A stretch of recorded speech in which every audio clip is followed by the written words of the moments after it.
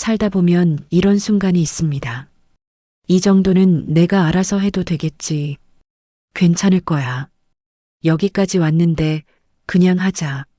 그런데 시간이 지나 되돌아보면 그때 혼자 결정하지 말걸. 한 번만 더 물어볼걸. 이런 생각이 남습니다. 많은 분들이 이렇게 말씀하십니다. 내가 좀 더 조심했어야 했는데, 정신을 똑바로 차렸어야 했는데, 하지만 이건 조심의 문제가 아닙니다. 노년에 혼자 결정하게 되는 구조 때문에 생기는 문제입니다. 오늘은 이 구조를 정확히 이해하고 혼자 결정하지 않는 구체적 방법을 알아봅니다. 조심하세요가 아니라 이해하면 자연스럽게 멈출 수 있습니다. 여기는 노후 생활 설명서입니다. 혼자 결정하면 위험해지는 건 갑자기 일어나는 일이 아닙니다. 3단계를 거쳐 서서히 만들어집니다. 1단계 관계망이 축소됩니다. 젊을 때를 떠올려 보십시오. 직장 동료가 있었습니다. 친구가 있었습니다. 배우자가 있었습니다. 자녀가 있었습니다. 늘 누군가와 자연스럽게 상의하는 환경이었습니다. 결정이 혼자가 아니었습니다. 이거 어떻게 생각해? 이 조건 괜찮은 것 같아? 한번 봐줄래? 이런 대화가 일상이었습니다. 그런데 노년이 되면 어떻게 됩니까? 직장을 떠납니다. 친구를 자주 못 만납니다. 배우자가 먼저 떠나기도 합니다. 자녀는 바쁩니다. 관계가 줄어듭니다. 일상 대화가 줄어듭니다. 질문할 사람이 줄어듭니다. 그리고 어느 순간 내일은 내가 결정해야지. 나이 들었는데 이 정도도 혼자 못하나? 라는 마음이 생깁니다. 이때 문제는 판단 능력이 줄어서가 아닙니다. 검증해 줄 사람이 사라졌다는 점입니다. 젊을 때는 결정을 내리면 누군가 확인해 줬습니다. 그거 괜찮은 거야? 조건 다시 한번 봐봐. 계약서 내가 볼게. 이게 자연스러운 안전장치였습니다. 하지만 노년에는 이 안전장치가 사라집니다. 설명하는 사람은 많습니다. 확인해주는 사람은 없습니다. 1단계는 이렇게 시작됩니다. 2단계 심리적 변화가 일어납니다. 관계망이 축소되면 마음의 변화가 생깁니다. 3가지 변화가 동시에 일어납니다. 첫 번째 변화 질문이 줄어듭니다. 이게 맞나? 속으로만 고민합니다. 말로 꺼내지 않습니다. 스스로 설득하며 진행합니다. 왜 그럴까요? 물어볼 사람이 없으니까. 물어보면 걱정시킬 것 같으니까. 이 나이에 이것도 못해? 라는 소리 들을까봐. 질문이 줄어드는 순간 위험은 커집니다. 2번째 변화 설명 없이 감으로 판단하게 됩니다. 왠지 괜찮을 것 같다. 느낌이 나쁘지 않다. 사람이 좋아 보인다. 논리적 근거 대신 느낌으로 판단합니다. 왜 그럴까요? 말로 설명할 상대가 없으니까. 설명의 자리를 감정이 대신합니다. 3번째 변화 되돌리기 어렵다는 생각이 생깁니다. 이미 시간 썼으니, 여기까지 왔으니, 괜히 민폐일까봐 중간에 멈추지 못합니다. 여기서 그만두면 이상한 사람 되는 거 아냐? 지금까지 얘기한 게 다 헛수고가 되잖아. 이런 생각이 결정을 밀어붙입니다. 위험은 결정 자체가 아니라 멈출 수 없는 구조에서 생깁니다. 3단계 특정 영역에서 취약성이 집중됩니다. 1단계에서 관계망이 축소되고 2단계에서 심리적 변화가 일어나면 3단계에서 특정 결정 상황이 위험해집니다. 노년에 특히 혼자 결정하면 위험한 영역이 5가지 있습니다. 첫째, 장기 비용이 반복되는 계약입니다. 정기 결제, 멤버십, 관리비 성격의 상품, 한번 시작하면 매달 나갑니다. 끊기 어렵습니다. 둘째, 큰 금액이 한 번에 나가는 결정입니다. 목돈 투자, 목돈 대출, 목돈 선납, 되돌리기 어렵습니다. 셋째, 보증이나 공동명의나 대신 서명하는 일입니다. 내 이름이 들어가지만 내가 통제할 수 없습니다. 넷째, 거주지나 생활 반경을 바꾸는 결정입니다. 이사, 요양시설 입소, 주거 형태 변경. 한번 바꾸면 다시 돌아오기 어렵습니다. 다섯째, 관계가 걸린 약속입니다.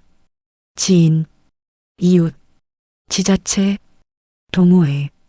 거절하면 관계가 끊어질 것 같습니다. 이 5가지의 공통점이 뭡니까? 되돌리기 어렵고, 설명이 길어지고, 감정이 개입됩니다. 그래서 혼자일수록 더 신중해져야 하는 영역입니다. 1단계에서 관계망이 축소되고, 2단계에서 심리가 변하고, 3단계에서 이 5 영역이 위험해집니다. 이게 혼자 결정이 위험해지는 3단계 구조입니다.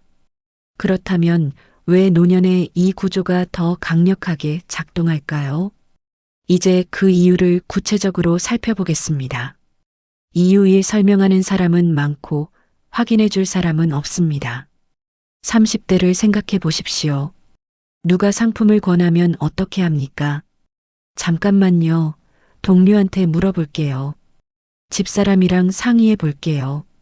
친구가 이쪽 전문인데 한번 보여줄게요. 자연스럽게 확인합니다. 하지만 70대는 어떻습니까? 직장 동료가 없습니다. 배우자가 없을 수도 있습니다. 친구를 자주 못 만납니다. 자녀는 바쁩니다. 그런데 설명하는 사람은 많습니다. 전화가 옵니다. 방문이 옵니다. 문자가 옵니다. 설명은 계속 들어옵니다. 확인은 할 수 없습니다. 이게 첫 번째 이유입니다. 이유 2 거절이 관계 단절로 느껴집니다. 30대는 관계가 많습니다. 한 사람과 관계가 틀어져도 다른 사람이 있습니다. 직장에서 매일 새로운 사람을 만납니다. 하지만 70대는 어떻습니까? 남은 관계가 귀합니다. 동네 이웃, 교회 친구, 복지관 지인. 이게 전부입니다. 그래서 안 된다고 하면 어떻게 될까봐 두렵습니다. 다시는 못 볼까? 나만 거절하면 이상한 사람 되는 거 아냐? 다음에 내가 부탁할 일 있으면 어쩌지? 이런 생각이 듭니다. 그래서 불편한 결정도 수용하게 됩니다. 관계를 지키기 위해서. 이게 2번째 이유입니다. 이유 3시간 압박이 판단을 흐립니다. 판매자는 시간을 압박합니다. 오늘만 가능합니다. 지금 바로 결정하셔야 합니다. 마감이 임박했습니다. 30대는 어떻게 합니까? 바빠서 못합니다. 다음에 다시 연락 주세요. 일정 핑계를 댑니다. 하지만 70대는 어떻습니까? 바쁘다고 하기 어렵습니다. 실제로 바쁘지 않으니까. 시간 없다고 하면 거짓말 같으니까. 그래서 시간 압박에 더 취약합니다. 천천히 생각할 여유가 없습니다. 급할수록 실수는 증가합니다. 이게 3번째 이유입니다. 이유 4 과거 경험이 현재 상황과 맞지 않습니다. 많은 분들이 이렇게 말씀하십니다. 예전엔 이렇지 않았는데. 내가 젊었을 땐 이랬어. 30년 전엔 다 이렇게 했어. 맞습니다. 30년 전에는 그랬습니다. 하지만 지금은 다릅니다. 30년 전 계약 방식과 지금 계약 방식이 다릅니다. 30년 전 판매 방식과 지금 판매 방식이 다릅니다. 30년 전에는 대면 계약이 기본이었습니다. 서류를 다 읽고 도장을 찍었습니다. 하지만 지금은 어떻습니까? 전화로 계약합니다. 문자로 계약합니다. 클릭 한 번으로 계약이 됩니다. 과거 경험이 오히려 함정이 됩니다. 예전엔 이랬는데 지금도 그러겠지. 이 생각이 위험을 키웁니다. 이게 4번째 이유입니다. 이유 5 나이 들어서도 할 수 있다는 증명 욕구가 생깁니다.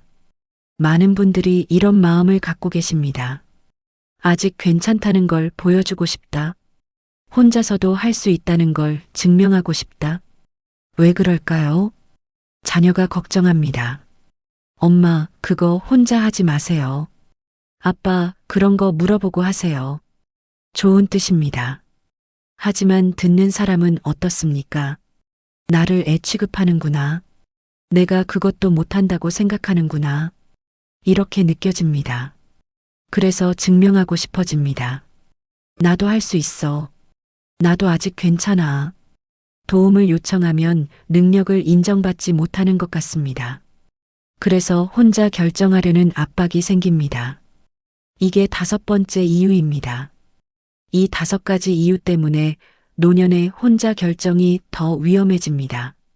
설명하는 사람은 많고 확인해 줄 사람은 없고 거절이 관계 단절로 느껴지고 시간 압박에 취약하고 과거 경험이 현재와 맞지 않고 증명하고 싶은 마음이 생깁니다. 이건 개인의 문제가 아닙니다. 노년의 구조적 현실입니다. 그렇다면 이제 어떻게 해야 할까요? 혼자 결정을 줄이는 구체적 방법을 알아보겠습니다. 결정력을 키우는 게 아닙니다. 함께 결정하는 장치를 만드는 겁니다. 5가지 방법을 알려드립니다. 방법 1, 제가 이해한 게 맞는지 정리해 보겠습니다. 이 한마디가 가장 강력합니다. 판매자가 설명합니다. 당신은 듣습니다. 그리고 이렇게 말하세요. 제가 이해한 게 맞는지 제 말로 한번 정리해 보겠습니다. 그리고 당신이 이해한 대로 설명하세요. 그러니까 이게 매달 5만 원씩 나가고 2년 약정이고 중간에 끊으면 위약금이 있다는 말씀이시죠? 이렇게 하면 어떻게 됩니까? 첫째, 당신이 제대로 이해했는지 확인됩니다. 둘째, 잘못 이해한 부분이 드러납니다. 셋째, 판매자가 숨긴 부분이 드러납니다. 말로 정리하면 구멍이 보입니다. 아, 매달 5만 원이 아니라 처음에만 5만 원이고 나중엔 8만 원이네요. 2년 약정인데 1년 후에 자동 연장되는 거였네요. 이런 게 드러납니다. 정상적인 판매자는 어떻게 합니까? 네, 맞습니다. 정확히 이해하셨습니다. 기꺼이 확인해 줍니다. 하지만 비정상적인 판매자는 어떻게 합니까? 그런 건 지금 중요하지 않고요. 나중에 설명드릴게요. 일단 이것부터 하시고요. 회피합니다. 이 반응 차이가 판단 기준입니다. 제가 이해한 게 맞는지 정리해 보겠습니다. 이 한마디로 70%가 정리됩니다. 방법 2, 가족한테 한번 보여주고 올게요. 이건 가장 효과적인 방법입니다. 판매자가 설명을 끝냅니다. 어떻게 하시겠습니까? 당신은 이렇게 말하세요. 괜찮아 보이는데 가족한테 한번 보여주고 올게요. 이 말을 들으면 판매자는 어떻게 합니까? 정상적인 판매자는 이렇게 말합니다. 네, 그러세요. 천천히 보시고 연락 주세요. 서류를 줍니다. 시간을 줍니다. 하지만 비정상적인 판매자는 어떻게 합니까? 가족분들은 잘 모르실 겁니다. 이건 본인이 결정하셔야 하는 겁니다. 오늘만 가능한 조건입니다. 막습니다. 왜 막을까요? 제3자가 개입하면 계약이 안 되니까. 누가 봐도 이상한 조건이니까. 가족한테 보여주고 올게요. 이 말이 나왔을 때 반응을 보세요. 환영하면 정상입니다. 막으면 위험합니다. 실제로 가족에게 보여주면 어떻게 됩니까? 엄마, 이거 이상해요. 아빠, 이 조건 너무 불리해요. 이거 계약하시면 안 됩니다. 대부분 이렇게 말합니다.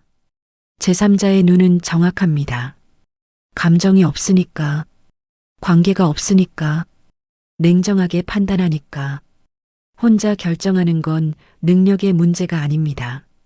함께 확인하는 게 안전의 문제입니다. 방법 3, 오늘 결정 어렵습니다. 내일 다시 연락드릴게요. 시간 압박이 들어오면 이렇게 말하세요. 오늘 결정하기 어렵습니다. 내일 다시 연락드릴게요. 생각 좀 해보고 연락드리겠습니다. 판매자는 어떻게 합니까? 오늘만 가능합니다. 내일이면 조건이 바뀝니다. 지금 안 하시면 기회가 없습니다. 이렇게 압박합니다. 하지만 당신은 흔들리지 마세요. 그럼 안 하겠습니다. 조건이 바뀌면 그때 다시 생각하겠습니다. 오늘은 어렵습니다. 단호하게 말하세요. 왜 그래야 할까요? 정말 좋은 조건이면 내일도 있습니다. 정말 필요한 상품이면 다음에도 있습니다. 오늘만이라는 말이 나오면 그건 오늘 안 하면 당신이 깨닫게 되니까. 오늘 안 하면 당신이 다른 사람한테 물어보게 되니까. 급하면 무조건 하루 미룹니다. 24시간이 주는 심리적 거리가 있습니다. 오늘 좋아 보였던 게 내일 이상해 보입니다. 오늘 급했던 게 내일 급하지 않습니다. 오늘 결정 어렵습니다. 내일 다시 연락드릴게요. 이 말을 조건 반사처럼 하세요. 방법 4. 이거 녹음해도 될까요? 전화로 계약하거나 방문 판매일 때 사용하세요. 죄송한데 제가 나이가 들어서 기억이 잘 안 나요. 나중에 다시 들어보려고 녹음 좀 해도 될까요? 정상적인 판매자는 어떻게 합니까? 네, 괜찮습니다. 오히려 좋습니다. 나중에 다시 들어보세요. 자신 있게 말합니다. 하지만 비정상적인 판매자는 어떻게 합니까? 녹음은 좀. 그건 안 됩니다. 말로만 설명드리는 겁니다. 거부합니다. 왜 거부할까요? 나중에 말이 바뀔 거니까. 나중에 그런 말 안 했다고 할 거니까. 구두 설명과 실제 조건이 다르니까. 녹음을 거부하면 계약하지 마세요. 숨길 게 있다는 신호입니다. 이거 녹음해도 될까요? 이 질문 하나로 상당수가 걸러집니다. 방법 5. 서류 복사본 하나 주세요. 대면 상담일 때 사용하세요. 이거 집에 가서 천천히 보고 싶은데 복사본 하나 주시겠어요? 정상적인 판매자는 어떻게 합니까? 네, 드릴게요. 이거 가져가셔서 보시고 연락 주세요. 기꺼이 줍니다. 하지만 비정상적인 판매자는 어떻게 합니까? 이건 여기 비치용이라서요. 지금 여기서 다 설명드릴게요. 서명하시면 드릴게요. 안 줍니다. 왜 안 줄까요? 집에 가져가면 다른 사람한테 보여주니까. 천천히 읽으면 이상한 조건이 보이니까. 지금 여기서만 봐야 계약이 되니까. 서류를 안 주면 계약하지 마세요. 천천히 볼 자료도 못 주는 건 문제가 있다는 신호입니다. 서류 복사본 하나 주세요. 이 요청을 거절하면 그 자리를 떠나세요. 이 5가지 방법으로 시간을 확보할 수 있습니다. 혼자 판단하지 않을 수 있습니다. 제대로 이해했는지 확인하고, 제3자에게 보여주고, 급하면 하루 미루고, 녹음해서 나중에 확인하고, 서류 받아서 천천히 읽습니다. 이게 혼자 결정을 줄이는 5가지 방법입니다. 노년은 조심해야 할 시기가 아니라 판단을 더 천천히 해도 되는 시기입니다. 오늘 이야기가 결정을 잠시 멈추는데 도움이 되었길 바랍니다. 여기는 노후 생활 설명서입니다. 오늘 이야기를 3가지 원칙으로 정리하겠습니다. 원칙 1. 설명이 길어지면 내 말로 정리한다. 상대방 설명을 듣기만 하지 마세요. 당신이 이해한 대로 말로 정리하세요. 제가 이해한 게 이게 맞나요? 이 한마디면 대부분 정리됩니다. 정상적인 경우는 환영합니다. 비정상적인 경우는 회피합니다. 그 반응 차이가 판단 기준입니다. 조건부 반사처럼 이렇게 말하세요. 제가 이해한 대로 한번 정리해 보겠습니다. 원칙 2. 중요한 결정이면 최소 1명과 함께 본다. 혼자 결정하는 건 능력의 문제가 아닙니다. 함께 확인하는 게 안전의 문제입니다. 가족이든 친구든 상담 창구든 누구든 상관없습니다. 이거 한번 같이 봐주세요. 이 말을 하세요. 제3자의 눈은 정확합니다. 감정이 없으니까, 관계가 없으니까, 냉정하게 판단하니까. 중요한 결정일수록 혼자 하지 마세요. 원칙 3급하면 무조건 하루 미룬다. 오늘만 가능합니다. 지금 바로 결정하셔야 합니다. 마감이 임박했습니다. 이런 말이 나오면 기준은 단 하나입니다. 급하면 멈춥니다. 오늘은 어렵습니다. 내일 다시 연락드릴게요. 생각 좀 해보겠습니다. 단호하게 말하세요. 정말 좋은 조건이면 내일도 있습니다. 오늘만이라는 말은 위험 신호입니다. 24시간이 당신을 구합니다. 급할수록 하루 미루세요. 이 3가지 원칙을 기억하세요. 설명이 길어지면 내 말로 정리하고, 중요한 결정이면 최소 1명과 함께 보고, 급하면 무조건 하루 미룹니다. 노년은 조심해야 할 시기가 아니라 판단을 더 천천히 해도 되는 시기입니다. 20대는 빨리 결정해야 기회를 잡지만 70대는 천천히 결정해야 실수를 피합니다. 빠른 결정이 좋은 결정이 아닙니다. 천천히 한 결정이 좋은 결정입니다. 혼자 결정하지 않는 건 약한 게 아니라 현명한 겁니다. 오늘 이야기가 결정을 잠시 멈추는데 도움이 되었길 바랍니다. 여기는 노후 생활 설명서입니다. 다음 이야기에서는 다들 그렇게 한다는데요. 저만 안 하면 이상할까 봐요. 이런 말을 들어보셨나요? 집단 선택이 왜 안전처럼 느껴지는지, 나만 빼면 손해라는 심리가 어떻게 작동하는지, 다음 편에서는 남의 기준 대신 내 기준을 세우는 방법에 대해 알아봅니다. 여기는 노후 생활 설명서입니다.